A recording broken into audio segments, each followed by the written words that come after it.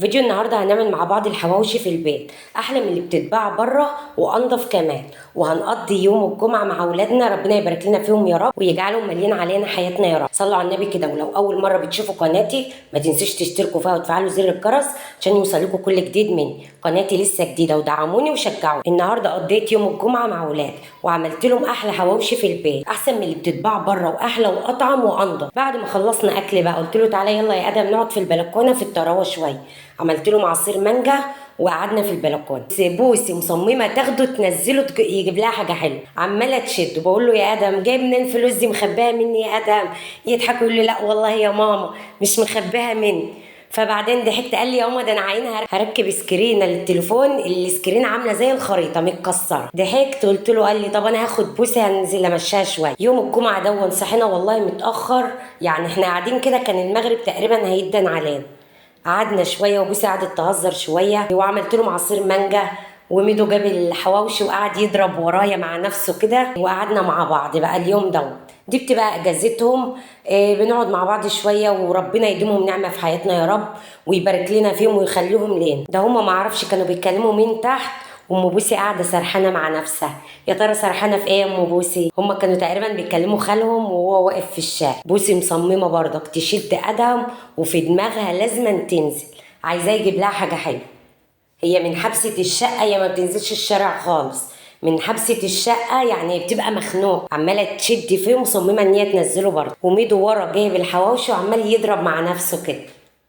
ادهم بقى يروح يرخم عليه. الولد ادهم ابني ده غتت غتاته، طول ما هو قاعد يرخم على ميدو ويرخم على بوسي.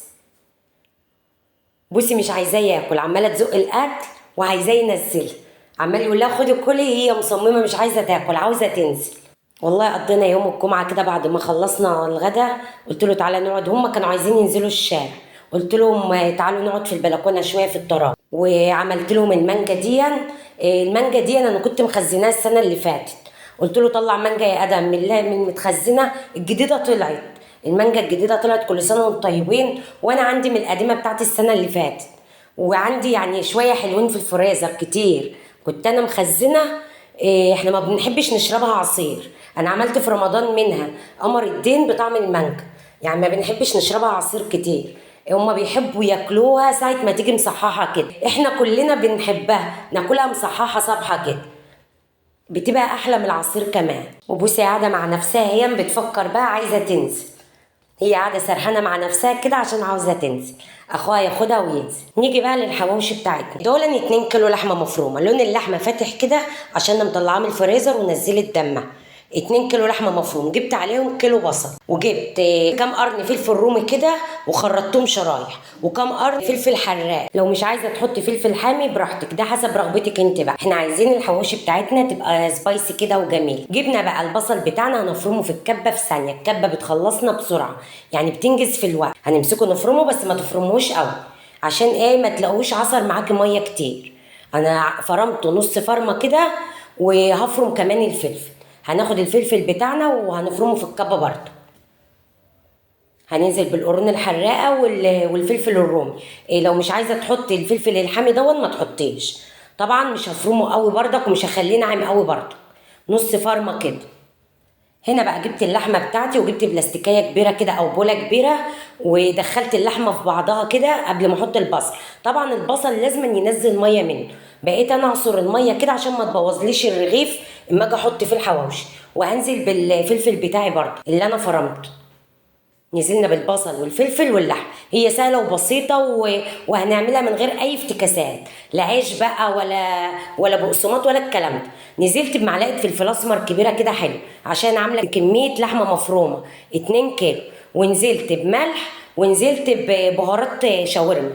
دي بتبقى خلطه للشاورما بتتباع عند اي سوبر ماركت، بتبقى رهيبه. وهدخل كل ده في بعضه تاني كلبكي كده في بعضه. هي الحواوشي مش عايزه عجن زي الكفته قوي، يعني بحاول بطراطيف صوابع كده بدخل كله في بعضه. وفي لحمه بتبقى مكلكعه كده مع نفسها كده، فانا بحاول افرفطها عن بعضها. انا ما حطيتش لا عيش ولا بقسماط ولا الكلام ده خالص. انا عايزه احس ما غيرش طعم اللحمه بتاعتي واحس ان انا باكل كفته صافي. يعني العيش بيغير طبعا طعمها والبقسماط والكلام ده. هو فلفل اسمر والتوابل بتاعت الشاورما او الخلطه بتخلي لك الكفته جميله. والفلفل اسمر، كتري من الفلفل الاسمر كده بتخليها جميله. كنت جايبه العيش دون من الطابونه، العيش بتاعنا العادي اللي احنا بناخده تبع التموين دون، وصيت عليه بتاع الطابونه وقلت له انا عايزه عيش للحواوشي. هو ما بيبططهوش قوي زي العيش اللي هو بيطلعه للناس اللي بتيجي تاخده. طبعا انا خدت منه كام شقه كده، انا عامله 2 كيلو. انا عارفه ال 2 كيلو لحمه دول انا هيعملوا معايا كميه سندوتشات حواوشي. السندوتشات دي بقى انا بمسكها بعينها في الفريزر، بعينها جاهزه كده، اطلع وارصها في الصينيه وادخلها في الفرن، بتطلع لي بقى جاهزه. يعني ما بعملش انا نص كيلو ولا كيلو ولا الكلام ده. اما باجي اعمل حواوشي بعمل كميه كده. ومسكنا الرغيف بنحط في قلبيه اللحمه وبنعصه زيت من بره ومن جوه، بنسقسقه بس كده ونعينه في قلب الفريزر. بمسكه احطه في قلب الكيس وعينه في الفريزر. طبعا ما بيلزقش في بعضه. بتيجي تطلعي الرغيف بتلاقيه بيطقطق ما بين كل رغيف ورغيف، بتلاقيه بيطقطق معاكي كده وبيفك بسهوله. بتاخديه ترصيه بقى وهو متلك في قلب الصينيه، بيطلع لك تحفه اكنك لسه عاملاه حالا. تبقى الحاجه عينها في الفريزر بتطلعها جاهزه كده وبتسواها على طول. طبعا اللحمه دي احنا مش حاطين فيها لا زيت ولا سمنه ولا الكلام ده، هي فيها نسبه دهون اصلا. يعني اللحمه المفرومه بيبقى فيها دهون اصلا، بيبقى فيها دهن، فهو بيسيح في قلب الرغيف. انا بعصر الرغيف بقى زيت من بره من الوش ومن الظهر، بسقسقه بس بايديا كده وبعينه في الفريزر وبلفه في الكيس وبتطلعي منه وبتسوي كده على الجاهز. بسم الله ما شاء الله. يعني انا على طول انا بعمل الطريقه دي وبعينها في الفريزر وبتتاكل على طول. يعني ما تحاوليش تعينها فتره طويله قوي. طبعا انا بعمل معاكم وبجري الفيديو عشان اوريكم. العيش دون للاسف انا كنت جايباه الساعه 6 الصبح، انا عاملاه تقريبا بعد العصر او المغرب. يعني لو كنت عملته وهو جاي لسه من الطابونه كان العيش هيبقى احلى من كده كمان. انا هعمل 2 كيلو لحمه وكميه كبيره. انا بوريكم كام رغيف بس كده، وبعد كده انا هعمل الباقي مع نفسي كده. انا عملت الكميه دي وقلت اقف لغايه كده، وبعد كده انا عملت الكميه الباقيه مع نفسي. هي بتتعان بنفس الرصه كده في الفريزر، بتحطها في كيس في قلب الفريزر. عايزه تطلعي بقى على قد عددكم 5 ترغيفه 10 ترغيفه انت وراحتك.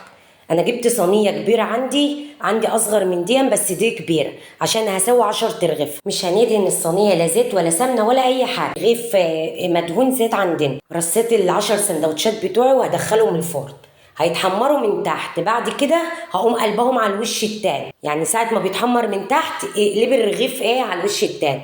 انا بسوي في فرن غاز من اللي هو الغاز العادي ده. طبعا كان اتحمر معانا من الارضيه وقلبته على وشه واتحمر من الوش وكده استوى معانا. وطي عليه كده عشان اللحمه برضك تستوي من جواه كده. انا كنت عامله 10 ترغيفه استووا معانا وبقوا زي العسل اهم. وبقيت الكميه كيستووا حطيتها في الفريزر، طالع زي العسل وريحته تحفه ونضيف، ولا حطينا فيه عيش ولا بقسماط، وطالع في قلب السندوتش لحمه صافي. طبعا مش هسيب الرغيف كامل كده مصحح، لا انا هقسمه نصين. عايزه تطلعيه محمر كده في ايدك انت، عايزه تطلعيه طري شويه في ايدك انت برضه. الحواوشي عامه لو جبتيها من اي محل او عملتها على ايديكي بعد شويه ما بتسيبيها لازم تطرى. يعني كده كده هيطرى معاكي، فتحمريه التحميره دي احلى. شفتوا الجمال لما اتقسم نصين زي العسل؟ بسم الله ما شاء الله، طالعه تحفه وريحتها حلوه وعاملاها على ايديك ونضيف. طبعا البصل بتاعنا لونه بيبقى بنفسجي كده، هو لونه في قلب الحواوشي بيطلع لونه كده، مش بصل ابيض اللي انا عاملاه بيه. شفتوا الجمال؟ يعني 5 ترغيفه عاملين 10 تنصاص معاك. بسم الله ما شاء الله. وهتاكلي وتبسطي ولادك وعاينه كمان في الفريزر كميه هتاكلي منها مره واتنين.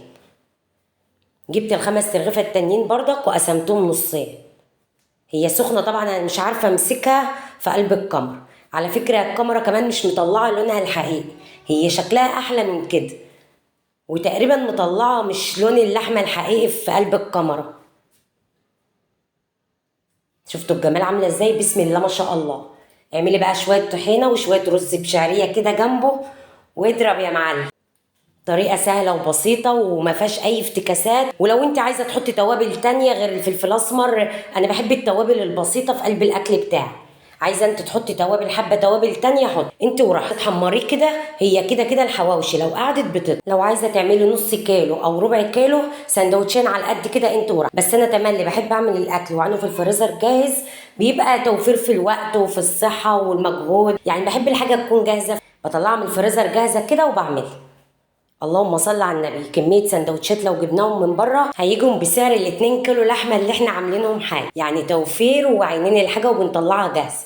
وحاجات طالعه نضيفه وزي العسل. عملت طبق رز بشعريه مفلفل طالع قمر قمر وزي العسل. شفتوا الجمال عامل ازاي؟